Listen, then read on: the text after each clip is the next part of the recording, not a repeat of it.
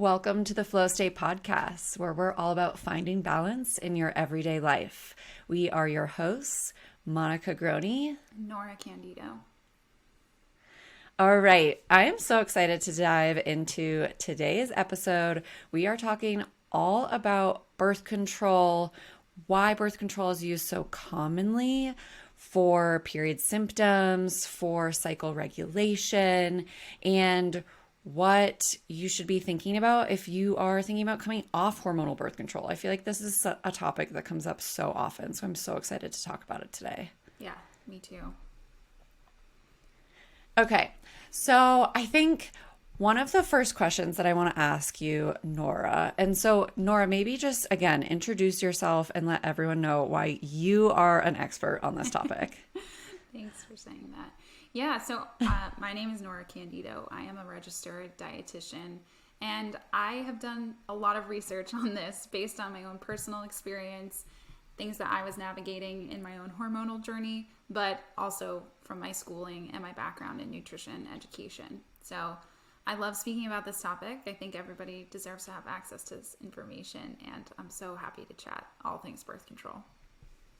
Yeah, and quick personal question, but have you been on or were you prescribed birth control at any point in your journey? Yeah. So my story is long, and that's not for today. But when I first got my cycle, it was beautiful. We talked about this on the first episode. Super light in the beginning. I used what they called it, like a slender tampon. I don't even know because I haven't seen them since my first cycle 14 years ago. And then the next three came very quickly with no consistency. They were super heavy. I ended up missing 18 days of my freshman year of high school. And I went to my doctor and they were like, here, take this magical pill. It will help. And you know what? It did. And that's why, we can talk about why it works, how it works, why it makes people's PMS or all of their symptoms go away. But for me, it was such a Band-Aid solution. Like, it didn't address why that was even happening in the first place. Or if my doctor had been like, oh, this can be normal. Like, these are your first few cycles. It's going to take time for your body to figure it out. Here are some nutrition and lifestyle tips that you could be doing while you're getting your cycle more frequently, focusing on nutrient-dense foods, etc., and ways to just support my body better so it could figure it out on its own. I wasn't broken. Nothing was wrong with me inherently, but this pill that I ended up taking for 10 years masked all of those issues, and then they came rushing back as soon as I came off the pill. Yeah, I feel like that's such a common scenario. I know my story is very similar too. I had heavy periods, I was getting acne, and it was just like orthotricycline low, here you go, your problems are solved. And so I feel like that is like such a common quick fix with a doctor, with our OBs or our primary care physicians. Like, is there a specific reason that doctors are just prescribing this and handing it out like candy? Yeah, absolutely. And I think we're probably proof of that. It works. It's easy. It takes over. And the work that I do in my private practice and my passion is treating the underlying issues. But doctors don't have that capacity. When you're seeing 20, 30 people in a day, you don't have time to sit down for an hour and be like, here's how you care for your body at different phases of your cycle. And here's it's hard work, honestly.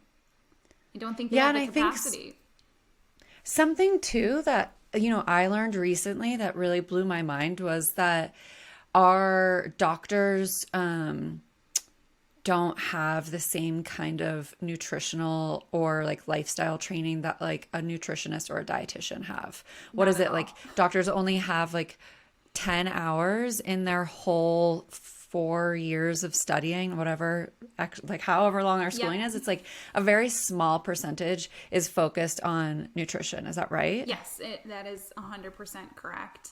And I hope that programs are changing in the future to understand, especially coming from more of a preventative medicine lens. There are so many more things that we can be doing. But, there is a time and place for birth control. I'm not here to just demonize it. It's done a lot for women's rights, and it's a really important tool that we have, but it should not be abused. And there are certain situations, and I think letting people have the informed choice, giving people the decision, here's some of the side effects. You are at a significant increased risk for blood clots when you take birth control.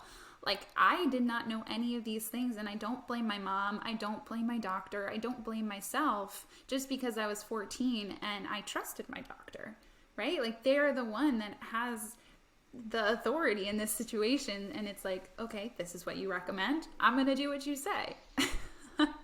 Yeah. Yeah, it's so true. I mean, I think we all respect our doctor's opinions, and it has become where we're scared to stand up for ourselves at points. But I think that people getting or being armed with this information is so important.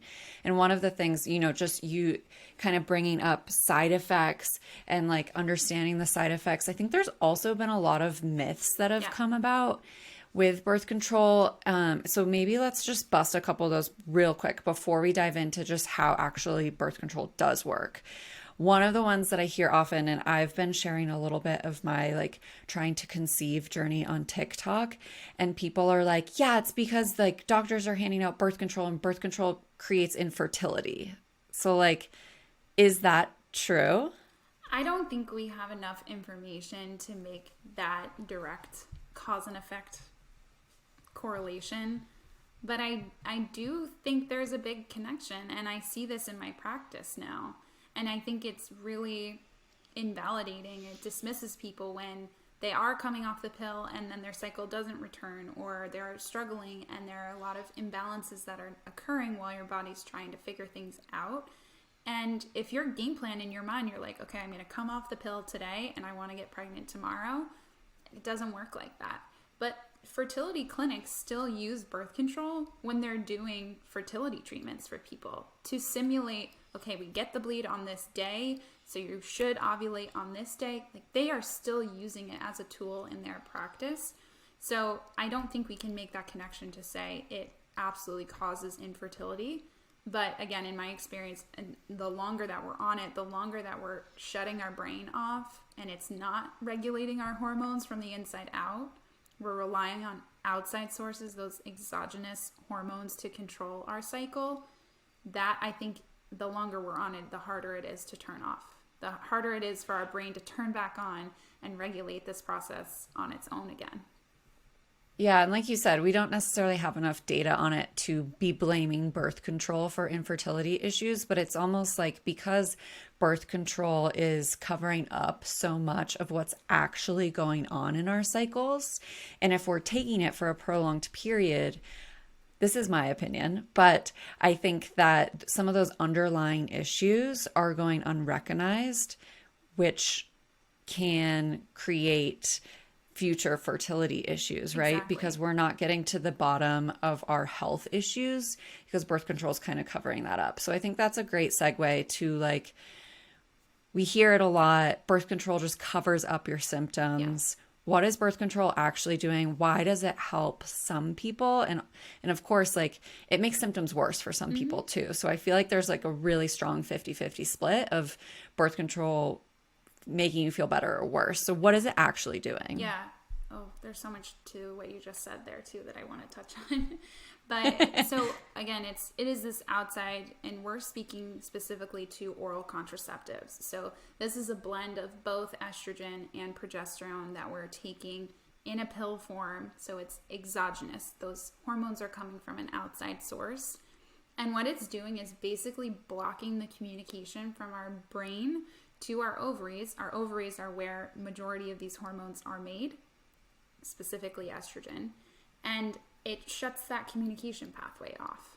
Because you're getting them from the outside source, your brain is able to kind of turn that pathway off. So in doing that, it's basically simulating menopause in our body because we're not ovulating. When our levels are just consistent across the board, there's no monthly fluctuations. That's why you might feel similar every single day. And that's a lot of what I hear when people transition off the pill is noticing different energy fluctuations throughout the month, their mood changing in different phases of their cycle, etc. Where on the pill, you might just feel pretty flat. I know a lot of people that when they started birth control, they started having a lot of mental health issues too. they did not feel like themselves, and they felt really low or flat, no energy, feeling more depressed or more anxious. And when you're playing with hormones, those are very common symptoms that we can experience because your body just doesn't know what to do with, maybe it's the amount, maybe it's the type or the form of those hormones coming in. The last thing, big myth here is even when we get a period, quote, I'm putting this in air quotes, when we're on the pill, it's not a true period. So because we don't have those fluctuations, the lining in our uterus, the endometrium, is never fully building up. So we don't have anything to shed. There's nothing for us to lose when we have a quote period. It's technically called a withdrawal bleed. So when you take that week of sugar pills or placebo pills or iron, whatever you call them, iron pills, that cutoff or the removal of the hormones, they don't contain the estrogen or the progesterone, is what simulates or tricks your body into thinking, okay, I'm about to have a period. But there's nothing, like, that's unnecessary when you're on the pill. Is that why when a lot of people, so our pill bleed or withdrawal bleed, whatever that is, you said like our uterine lining doesn't build up, so we have nothing to shed. Is that why a lot of people on birth control don't actually like even get a period? Is that like a common, or like what is that bleeding if there's no uterine lining? Yeah, exactly. And that's why there's a huge difference too in what you think your period blood might look like on your pill, which it's likely thinner, it might be lighter in color. It's because there's no like old blood hanging around from the previous cycle that's oxidizing. There's no thickening of that wall, so the consistency of the blood itself is a lot thinner. When we do come off the pill, and some individuals might experience thicker blood, they're like, oh my gosh, what is this? What is this? Yeah, and that's probably true for like clots. Exactly. And like I mean, I know using my menstrual cup, you can like actually see skin. Like you see debris, I don't know what to call it, like in your cup. It's not just blood, because we aren't just bleeding, like we're shedding. Exactly. So I think that is really interesting to think about, that just like that awareness of like seeing a pill bleed, like the actual blood is not normal. Exactly. Yeah. Okay. So super interesting. Basically, like what you just said was the pill prevents ovulation. We don't ovulate on the hormonal birth control pill. And that's why you can't get pregnant. Right, exactly. And so a lot of people, and I think that this might be interesting for someone who's listening to this and hasn't heard the like craze of like, oh, I want to come off my birth control. I feel like, there is this movement of people who are like, I want to be in tune with my body. I don't want to be on birth control. But for someone who birth control is working for in terms of helping them reduce their symptoms, like why would they maybe consider coming off birth control other than wanting to have a baby? The first things that I hear from individuals that I work with when they come off the pill is they feel clarity. They feel more like themselves. They have more energy. They have more libido, sex drive. Like those things are quality of life. We're not meant to feel the same every single day. Those energy fluctuations, those changes in our libido, everything is designed for a reason. So that alone is obviously a huge benefit, but when we think about more of the side effects or the potential hazards of being on birth control, its relationship to gut issues especially, or if you are experiencing any of those mental health changes, the blood clot risk is higher. Those to me are the motivation to also come off the pill. It doesn't mean you have to get pregnant or you will get pregnant. And I think whoever puts you on the pill should be the one telling you how to come off the pill. And we're never really given like this exit ramp. Like there are things that I recommend we do for 3 months before we even think about coming off the pill, just to make that transition smoother, because that was not my experience. I feel like I got punched in the face when I came off of the pill with my symptoms coming back. And now, again, that's my whole hope in helping people through this transition, is to prevent all of those things from happening. Yeah, you just said so many things. At first, I just want to say, like, it's so true. The quality of life and us experiencing our natural energy fluctuations is like a true gift. So I think that that's a conversation we need to dig into on another episode sometime, of just like truly understanding what those energy fluctuations are and how we can align with them to really live to our full potential. But the other thing you were saying is there are certain things we can do when we decide we want to come off before just cold turkey. So what are some of those things? Let's dive into that. Absolutely. So the way that our body even processes birth control, like many other medications, is through our liver. So we really want to focus a lot on supporting our liver with nutrients coming from food and supplements, and lifestyle behavior things as well. So I'm just going to kind of rattle off a lot of those things, because the pill naturally depletes a lot of our B vitamins, and that's through the way that it's metabolized. If you're curious why it does that, so it's using a lot of those B vitamins: zinc, selenium, magnesium, vitamin C, and vitamin E. So the number one thing that I talk to people about before they come off the pill is starting a really good quality multivitamin. And this is where Maria is perfect for this. Like, it's literally designed for that. The amount of magnesium in this elixir is what I think makes a key difference for a lot of people too in the transition, is supporting their mood and if they're experiencing any sort of anxiety as well. But all of those vitamins that are being depleted, we need to help restore and rebuild those stores of those vitamins, because those are the essential building blocks needed for our body to even make the new hormones coming in.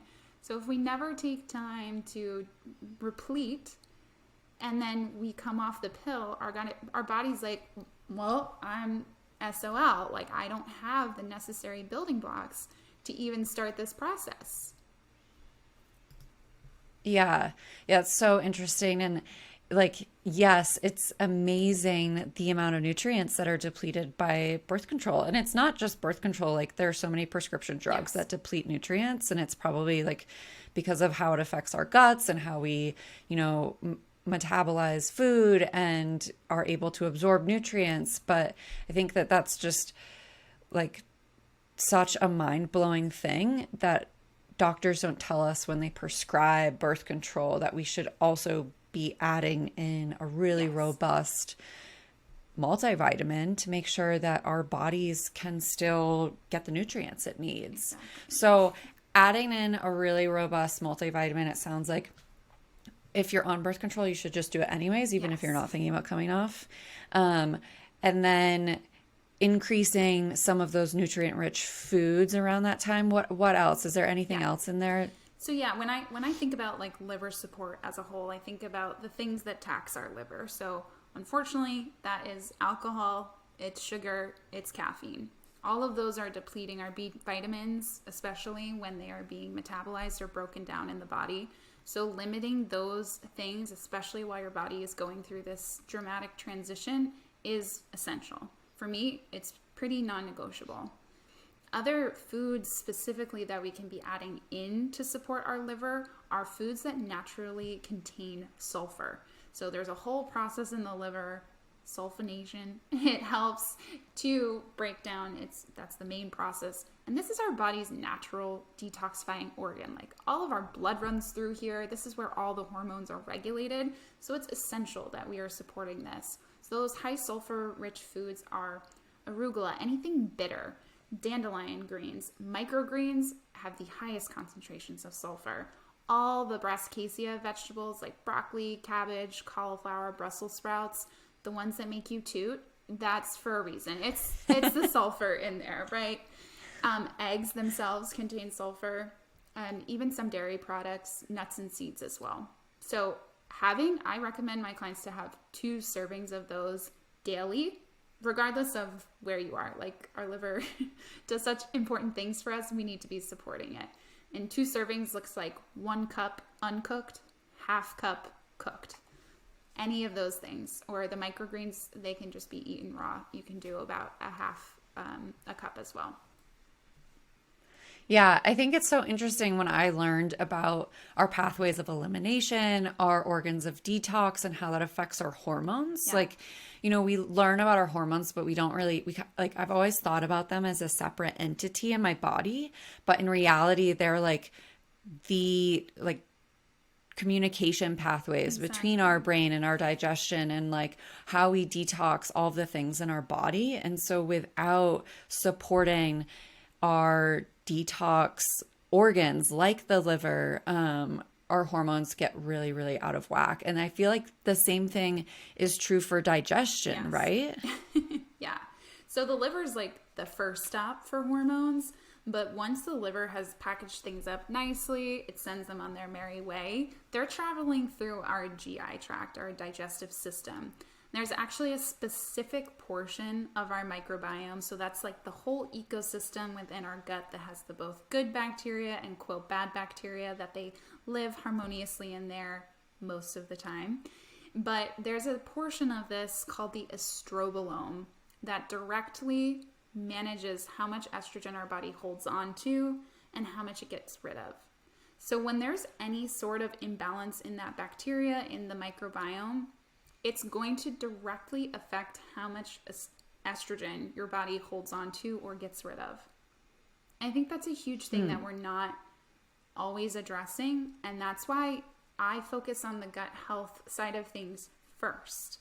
So while you're coming off the pill, while your body is transitioning, we need to make sure that that master regulator, our liver, and I call our estrobolome the second thermostat. For me, it's like the second place.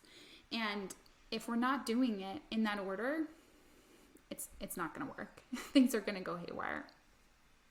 Yeah, super interesting. And I mean, they say like what, a raw carrot a day to like help with estrogen Yeah. balance. Is that a true Yeah, thing? it's in the skin too. So don't peel them. You need it. The skin component is actually essential. Oh, Like, so interesting. I baby didn't know carrots don't that. count, unfortunately. And also leave a little like soil on there. Those are good soil rich beneficial bacteria. It's a natural place for us to get them. Yeah, that's a great way to stimulate our estrobolome, but also just motility in general. Lastly, is Yeah. like Oh my God. the third stop is going to the bathroom. So if you're not going to the bathroom well, I mean like a good bowel movement, complete, feels satisfying every day, that's where we need to start. Because if your body has said, okay, we have enough hormones, we're going to get rid of the rest, and then it's just sitting in your body, in your colon, and not going anywhere, those things get recycled right back into your system. I see this all the time. And I can see it in the type of estrogen that gets recycled, but that's what's causing the PMS symptoms, the breast tenderness, the acne, the cyclical migraines, the cramping, the heavy clots. All of that is because your body is just not able to get rid of that estrogen effectively. Yeah, I think I didn't realize that until, looking at the charts of your hormones, and it literally is like a roller coaster ride, right? It's going up and down and up and down. And if we think about that, like if things go up in our body, the only way to get rid of them is through excretion. And so we think like, how does our body excrete? Like, well, we poop, we sweat, like all of these things. And so if we're not actually like taking a dump every day, Yep, we're not dropping that estrogen off at the pool. Like we need to drop the estrogen off. exactly. Other things too, like I mean, it's all cholesterols, hormones, other things. So it's essential. And so yeah, some other things you just brought up in terms of excretion that are helpful in supporting our liver as a whole is sweating. Sweating at least 3 times a week, whether that's in a sauna or even in a hot bath. I choose those two forms even over intense exercise because as your body is going through this transition, we really want to mitigate and lower stress. So yes, stress can come from exercise too, but we need to support and sweat to get some of those things out. So that's why I prefer like infrared sauna or regular sauna or a hot bath. Something that hopefully most people have access to is a hot bath. Yeah, I think that that's a really good point. we hear over exercising can make our periods go away.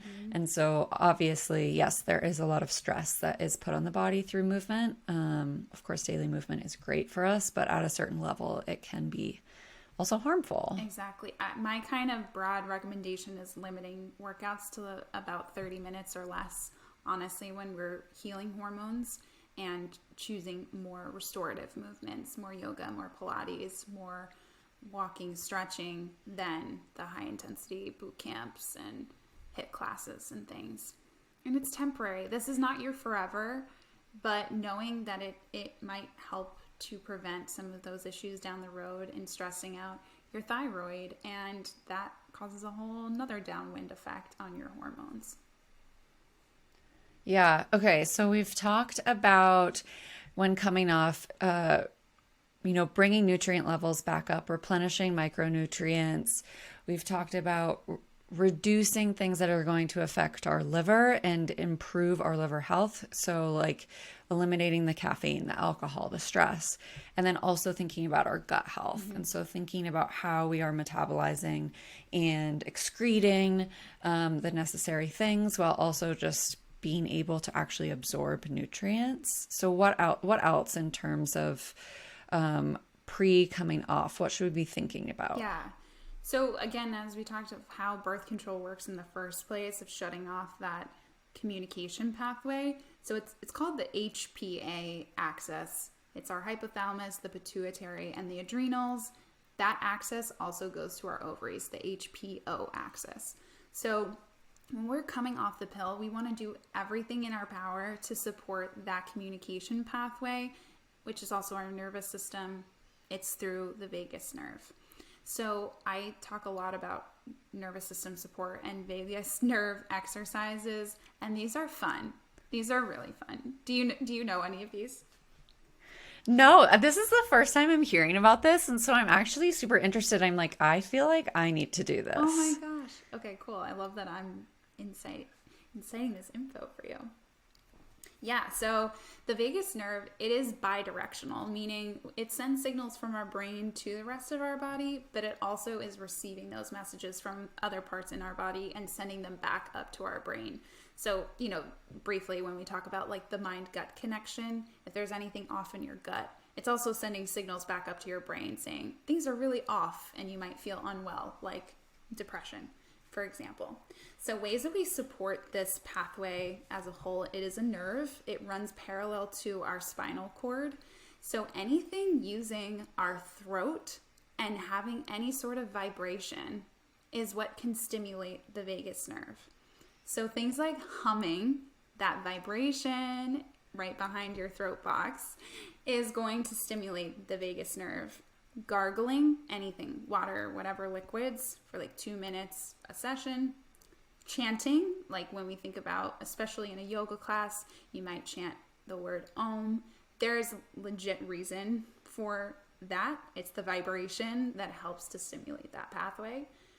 Yodeling. So I don't know many yodelers. I don't know about you. Maybe they do more so in the countryside, but still that vibration pattern. But also things like meditation, deep belly breathing, all of those things are very, very calming for our nervous system and help to just soothe things overall and really help to stimulate the vagus nerve. I'm going to have to howl at the moon more often or something. I feel like that would work. Oh, it definitely work. Definitely work. Singing, chanting at your full moon circle. Yeah. Oh my God. I love that. I think that's so cool and it can really become like a mindfulness practice for people too, right? It's just like working in a moment where you're connecting with your body a little bit deeper. So that's super, super interesting. And just having to create these pathways and like reinvigorate things that get halted from birth control. Exactly. And yeah, some other kind of things just supporting that HPO axis specifically. It needs vitamin C to function. So again, that can be found in Morea or eating naturally vitamin C rich foods, right? Citrus, even broccoli, peppers, all contain natural sources of vitamin C. Sleep is essential. This is something that we definitely need to be prioritizing when we're focusing on our hormonal health. And, that looks different for everybody, but somewhere between 7 to 9 hours is ideal. And that's, again, another non-negotiable for me. Even being intimate, having sex has been shown to be beneficial. So when we orgasm, especially, there's a lot of those feel-good neurotransmitters and hormones that are released, and endorphins post-sex that we experience that are super helpful. They're very calming for our body. So if you needed a reason, if your partner needed a reason, there you go. Things that pathway also can benefit from is sodium. So this speaks more to our adrenals. They function off of sodium. So we need to be having enough salt in our diet. I love, especially if we're eating more whole foods and we're not getting sodium naturally, having one electrolyte beverage a day, I think, is an easy way for us to incorporate it, or sprinkling iodized salt onto your meals. It needs to be iodized to support our thyroid. I also like adaptogens. It's one that I like to lean on, but there are some contraindications for people. So this is very individualized. I wouldn't just go start taking one without talking to your provider. There are different types, different amounts. If you have an autoimmune issue, you might not be recommended to take certain ones. If you have blood pressure issues, etc. So this is it is more medicinal than anything else, but they can be really helpful, especially things like ashwagandha, supporting anxiety and helping your body make this transition a little bit easier. Yeah, I'm so glad you touched on that, and just that, there are so many things that should be individualized, whether it's adaptogens or herbs or things like that, just because everyone has different needs and their body's functioning different. So that's such a good thing. And the salt thing is really interesting. I guess I didn't really realize that. I mean, I definitely salt my food pretty often. But yeah, I would never think of like doing an electrolyte drink just to like support thyroid and hormones. Yeah. That's really interesting. I notice if people feel like no matter how much water they drink, they always feel thirsty, or their urine comes out just clear, you might not be retaining or holding on to that water to even rehydrate your cells. You might need a little bit more of those electrolytes, sodium, potassium specifically, to help your body actually retain and use the water that you are providing it with. But that's another thing. When we have some adrenal issues, you might notice craving more saltier foods or sweet foods.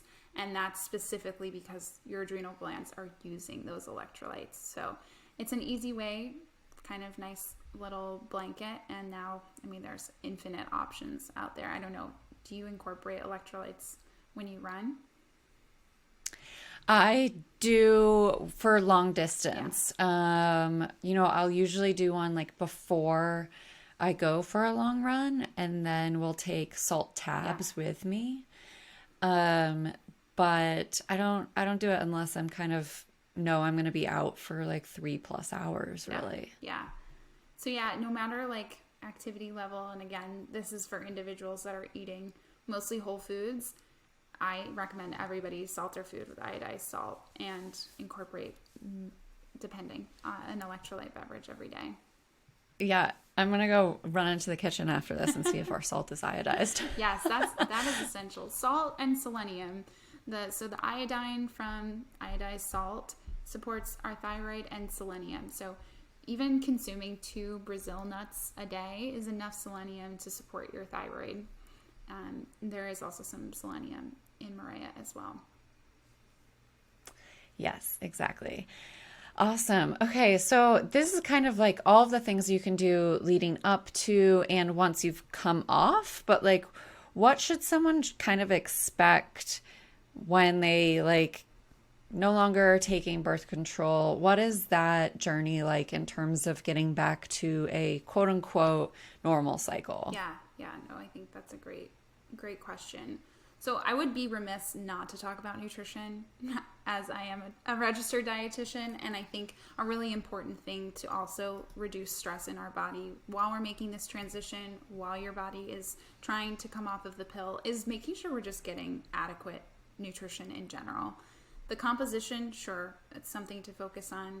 We want to get enough fiber that helps us go to the bathroom. We want to get those complex carbohydrates for energy, enough protein, enough fat fat is the building block for a lot of our hormones. So I don't recommend fasting at all. If you are a menstruating person, it is a source of stress.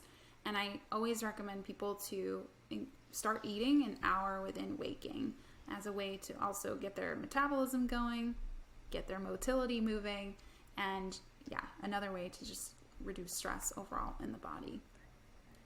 Yeah, and I just want to emphasize real quick. I even this week, someone in our DMs was saying like, "Oh, how many carbs is in your product? Because I don't eat carbs." And like, can we just talk about really quickly the importance of complex carbs for menstruating people? Yeah, I mean, we definitely should do like a whole episode on maybe keto or paleo or low carb in general and its impacts on our menstrual cycle, but absolutely not recommended. We need carbohydrates. It's our brain's primary source of fuel. And I think something that can be helpful to think about when you are eating them, or if this is maybe a food that you've limited in the past, or you have a label on it for some reason, identifying like, where did that even come from? What is telling you to do that? If your body is craving carbohydrates, there's a reason. It's energy, it's fuel, and it's essential. And again, those are part of the building blocks to even make our hormones. So in order to have happy hormones, we need to be incorporating adequate amounts of carbohydrates. And that number is completely individualized. I'm never going to throw out numbers, recommendations, macronutrients here, but that is something that should be a part of your diet when you are, period. It should be a part of your diet, period. But especially when we're healing our hormones, we need to make sure that we're getting enough. Yeah, and so what are some of the like really solid complex carbs that people should be incorporating and have no guilt about? Yeah. I mean, I always lean on those, especially starchy vegetables. We're entering into the fall right now. It's squash season. I love butternut squash, acorn squash. Oh my gosh, I introduced someone to my favorite squash, delicata squash. If you haven't tried it. I saw you post about delicata this week and I was like, oh my God, I was just thinking about delicata squash because there was this like dish at a restaurant I had last fall and I was like, ooh, I want to make that. It is my favorite. It tastes like candy. So yeah, those starchy vegetables, which even incorporates carrots on that list, any sort of legumes, beans, chickpeas, lentils, quinoa, those are all, quinoa's actually a seed if you didn't know. It's not a grain. So those are great ways for us to incorporate a lot of those complex carbohydrates into all of our meals. Amazing. Okay. So glad we touched on that. And yes, we'll have to do, I think, a larger episode all about like the importance of carbs and why women shouldn't be keto. Because like the amount of people who are like, oh, I'm keto. And you're like, oh no. Yeah. Like your poor body is screaming for help. Yeah. No judgment though. I mean, I've tried a lot of things too. I totally get it. But yeah, I think okay. Your original question was like, what can we expect when we're coming off the pill? Like, what does this timeline kind of look like? And we just talked about a lot of different things to be doing. And I would say pick one or two that you can focus on that feels very doable, super realistic. You can commit to doing this every day to support your body, and even telling yourself like, I'm doing this to support my hormones. I'm creating this boundary in my life. I'm putting my phone away an hour before bed. I'm prioritizing my sleep because I'm prioritizing my hormone healing, etc. And the more you just tell yourself like, there's a reason, there's a reason we're doing this. I think that really helps people to make some behavior change. But overall, I expect about a 3-month window before there are any hormone changes. And there's a reason for that too. So the follicles, which we need like a whole anatomy lesson here, but we're born with all of the eggs we're ever going to have. We don't create eggs later on in life. But the follicle, which is like the house for the egg, takes 90 days to grow. So when we think about like any changes in a 3-month period, It's because that follicle is taking 90 days. So the next follicle to be grown and released of that egg, that cycle is when you can expect to see some changes. So I really like to give people like a 3-month timeline. Okay, you're trying to conceive. Let's focus on these things for the next 3 months after coming off the pill before we start trying. Like getting your body prepared mentally, physically, etc. Really looking at that 3-month window. I don't know about you, but a lot of my symptoms showed up at like the 3 to 4 month range after I came off the pill. I was like, oh, okay, we have acne now. This is cool. Yeah, I feel like I'm so glad that you said this like 3-month period thing, because it's something that we even say with our product, right? Of like, you may see like results in the first month. That's probably like the magnesium, helping you feel calmer and sleep better and all those things. But at the end of the day, it does take like, give yourself 3 months to see what your body's really experiencing and changing, especially introducing nutrients, because it takes that long for our bodies to adapt. Yeah. So it's so important for us to like recognize those things and like hear them over and over. We're so used to getting immediate results from like prescription drug, from just taking ibuprofen, like this like quick fix. And unfortunately, when we're doing things from like a deep rooted place, and I hate to say the right way, but I believe that this is like, a nourishing, proper way to support our bodies, it takes freaking time. Yeah. I think it is really hard, especially if you are told or taught that it doesn't really impact things. So if your expectation is, okay, I'm going to come off the pill and I'm going to get my cycle and we're just going to move on, no one has given you this information that we're telling you today, that's not realistic. That's the abnormal, that's the outlier experience. That's not the normal experience when we're coming off the pill. So yeah, being realistic about it, I think, is helpful. Yeah, and I really love too that you like brought us all kind of back to reality of, we talked about so many things today that you should do, and at the end of the day, like pick 2, like do something that's realistic for you. We're sharing this information not to overwhelm you or not to make you feel like you're not doing it right. Absolutely. Or inadequately. We're trying to just equip you with a range of things that can be supportive if you are considering going off the pill, if you're on the pill, if you're in the transition off of the pill.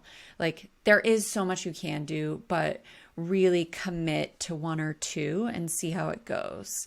One of my kind of last questions, I think, is, so say someone has done a lot of the right things, they have come off the pill, and it's been 3 or 4 months, and they are still just spiraling. Like, symptoms are back with a vengeance. Like you said, like acne is back, and they are just like, oh my God, I want to go back on the pill because I just can't take it. Like, what should someone's action steps be in that instance? Yeah. And that's typically where people call me. that's when I get the frantic, help me. And that is, I think, a really good next step, is finding a provider that you trust, who is very familiar with this work. They know what to do. They've dealt with it many times before.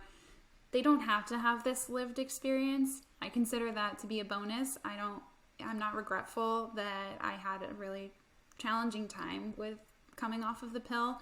It only allows me to have some compassion and understanding for my patients and clients. But yeah, troubleshoot, figuring out where this imbalance lies. Is it your thyroid? Is it your gut? Is it your hormones being off kilter? Do you actually have undiagnosed issue going on, like PCOS, like endometriosis, which both can be managed completely? I do this work every day, and they are not a life sentence by any means. A lot of individuals experience, Monica, you can speak to this yourself, right? Like, you have learned to manage PMDD completely.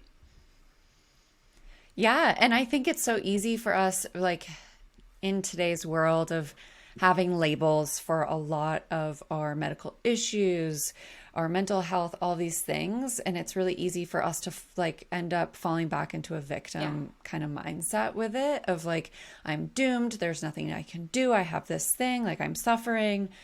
But if I could tell people anything, it's like we are in control and we truly can come out on the other side of it. Is it going to be hard? Yes. Is it going to take work and effort? Of course, all good things take work and effort. But we don't have to just sit back on our heels and think that, like you said, it is a life sentence because truly it's not. And every month isn't going to be perfect or great. And you'll have like quote unquote Yeah. relapses or bad months. But knowing that we can have good months, I think is something everyone should know. Absolutely. Our health is not a linear thing. Even when you get to a resolution, there are still life things that happen. Maybe you get sick, maybe somebody passes and you have grief, maybe you have a breakup. Life happens. We can't prevent those things from happening, and they might shift your health or some of your symptoms temporarily. But having this awareness, knowing that it's not a forever thing, being empowered by that, not feeling defeated, like Monica said, not playing into that victim mode of like, oh my gosh, I'm never going to get over this. Because I can't say always, unfortunately, but there is most often a way, and a way to make things at least better, if not completely gone. Yeah, I feel like this is such a great place to wrap Yeah. up, just with like giving people hope and feeling energized towards anyone out there who is maybe feeling like they need some Yeah. healing. So, any last words on birth control before we wrap things up? I think it has a time and a place. It's done beautiful things, but it's not for everyone. It doesn't need to be the only option. Coming off of it does not mean you will get pregnant or that you need to get pregnant. And there are so many benefits to living life without the influence of outside hormones. Believe me. Yeah, I think there's no shame in either Yeah. side, right? Being on birth control or being off, it's mostly just about knowing our options, knowing the side effects, knowing what it's doing to our body. And that education and knowledge is the most empowering thing. So that's what we're here for. We are not here to shame anyone.